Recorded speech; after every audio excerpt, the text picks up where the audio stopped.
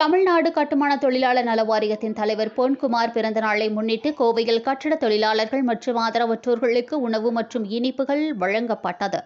தமிழ்நாடு கட்டுமான தொழிலாளர் நல வாரியத்தின் தலைவர் பொன்குமார் பிறந்த நாளை முன்னிட்டு கட்டட தொழிலாளர்கள் பாதுகாப்பு தினமாக கோவையில் கொண்டாடப்பட்டது. கட்டுமான மற்றும் அமைப்புசாரா தொழிற்சங்கங்கள் கூட்டமைப்பு, சமூக நீதி கூட்டமைப்பு ஆகியோர் சார்பாக நடைபெற்ற நிகழ்ச்சியில் கூட்டமைப்பின் மண்டல தலைவர் டாக்டர் ஜி.எம். முகமது ரஃபீக் தலைமை தாங்கினார். இதில் கூட்டமைப்பு தலைவர் ராம வெங்கடேசன், துணைத் தலைவர் ஜோதி பாசு, பொருளாளர் லயன்ட்ரி அருள்தாஸ் ஆகியோர் முன்னிலை வகித்தனர். முன்னதாக ஆத்துப்பாலம் டோல்கேட் பகுதியில் உள்ள கட்டிட தொழிலாளர்களுக்கு உணவுகள் மற்றும் இனிப்புகள் வழங்கப்பட்டது. இதனைத் தொடர்ந்து கோவை அரசு மருத்துவமனை முன்பாக உள்ள ஆதரவற்றோர்களுக்கு அன்னதானம் வழங்கப்பட்டது.